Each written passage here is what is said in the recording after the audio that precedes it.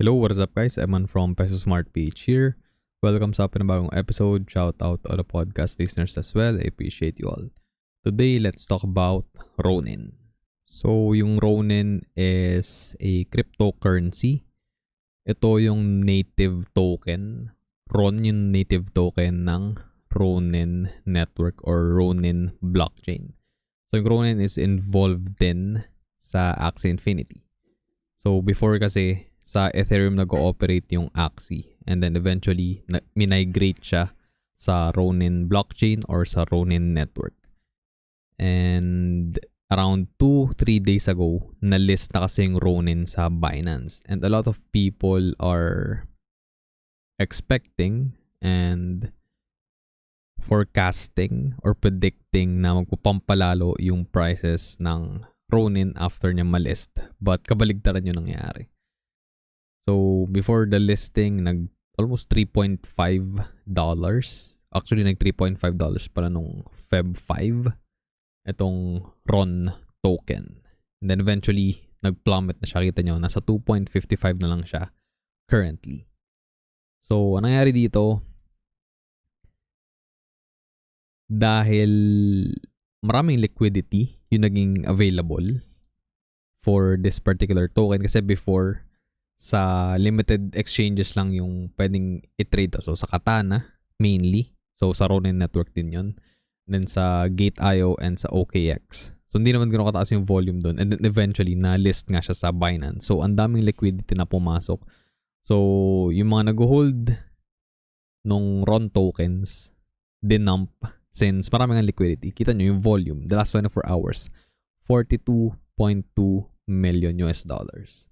Then sa wrap Ethereum RON na pair sa Katana. So sa DEX tong Katana, 13.2 million lang. Although pagka pinag-add up mo to malaki din. So 21, 24, 27, around almost 30 million din. But kita nyo, sa Binance lang nasa 42.2 million yung volume the last 24 hours.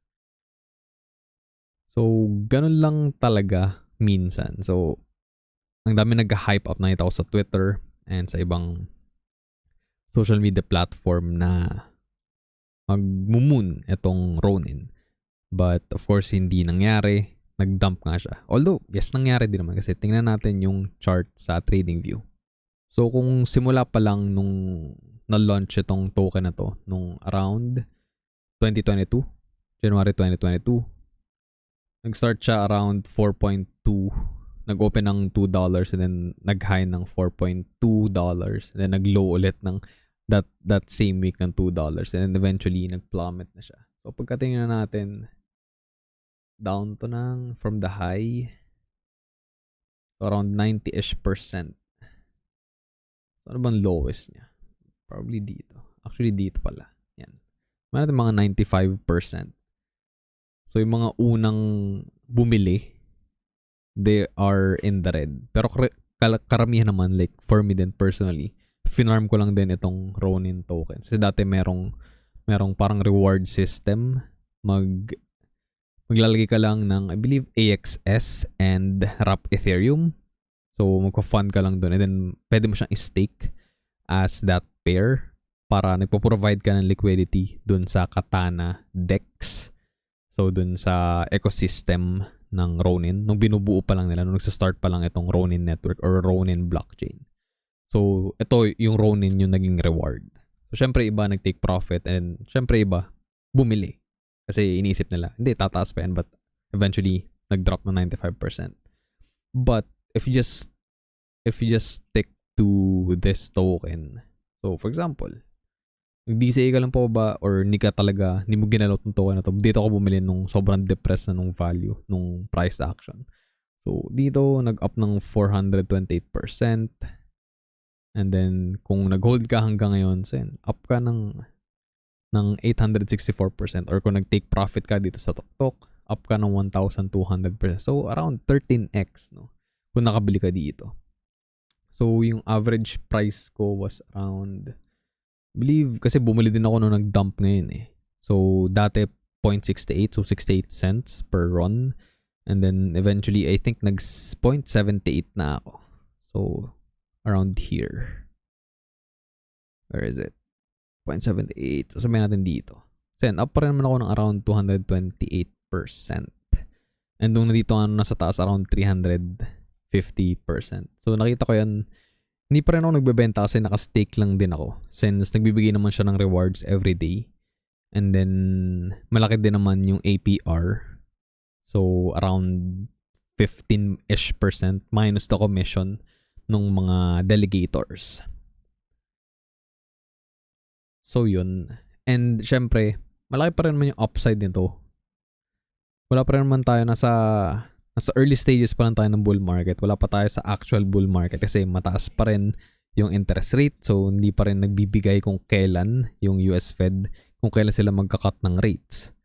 So unless bumaba yung interest rates, hindi tayo magfo-full on bull market. Kasi capital is expensive kapag mataas yung interest rate. And kapag ka binaba yun, almost zero na ulit, 0% na yung interest rate, then that means na nasa quantitative easing na ulit tayo. And mura na or cheap na ulit yung capital. And eventually, syempre, i-inject yung capital na yun dito sa mga markets na to. Sa stock market, sa equity market, and dito sa cryptoverse, sa crypto market.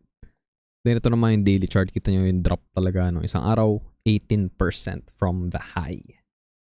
So, malaking bawas din yun sa valuation ng token. And then, down na siya ng around 29-ish% from the high before siya ma-list dun sa Binance. And again, yung explanation lang dyan is because nagkaroon nga ng liquidity, maraming liquidity. So, nag-dump yung iba. Nakita ng ibang holders or ng ibang traders na this is a good opportunity to offload some of their holdings or like everything para sa iba. So, they just took profits. But yeah, for me, I'm still holding since I think malaki pa rin yung iaakyat nitong Ronin. Kasi isipin mo lang yung sa AXS before. AXS. So, nag-ano rin siya. 100 something. So, if mag-run ng ganito din yung Ronin, so, $2, $3 is still cheap. Kasi yung AXS, dati cents lang din, diba? So, dito nag-pump na rin siya ng konti, naging $6. Then, eventually, yan, umakyat siya ng sobra nung sumabay siya dun sa bull market. And, of course, sa NFT and sa play-to-earn hype. So, probably hindi naman ganito yung ira-run. Sabihin natin, dito ka nakabili. So, up ka ng around 23,000%. That's crazy. So, again, ito yung pwedeng maging potential ng Ronin. And of course, kailangan din natin i-consider yung, what they call this, yung market cap. So, check natin yung market cap ng RON. So, yung current market cap, fully diluted market cap na to, is around 2.5 billion US dollars. So, sabihin natin mag 10x siya. So, around $25 yung magiging price ng RON. Then, yung magiging market cap niya is around 25 billion. So, pagka nag 100x siya, magiging 250 billion yung market cap. And magiging 250 USD yung isang RON. So, of course, probably hindi siya mag-100x in the next bull run, but we'll never know. So, may tanang natin, we just have to wait and see. But yung 10x is still a big possibility kasi yung 25 billion US dollars naman na market cap sa crypto is medyo maliit lang din. So, currently, what do you call this? So, market cap 842 billion sa Bitcoin 284. So, almost ka market cap ng Ethereum or almost same value ng Ethereum. So, probably magta-top 10 yung RON if ever mag-run siya. Ito na ba yung RON? Yan, ito na yung Ronin. So, nasa, ano na siya? Number 82. So, yung market cap dito is 754 lang kasi hindi pa siya fully diluted. But, I think it's best na doon natin i-base para naka-take into account na yung full market supply. But yun, di ba, kung mag 10x lang, nasa 7.5 billion lang. And then kung mag 100x, nasa 75 billion US dollars lang din. But of course, you have to take into account yung fully diluted na market cap. So yun lang man guys. Hopefully nakatulong to sa inyo. And thank you very much for watching and listening. I will see you all in the next one. Always remember, be Peso smart.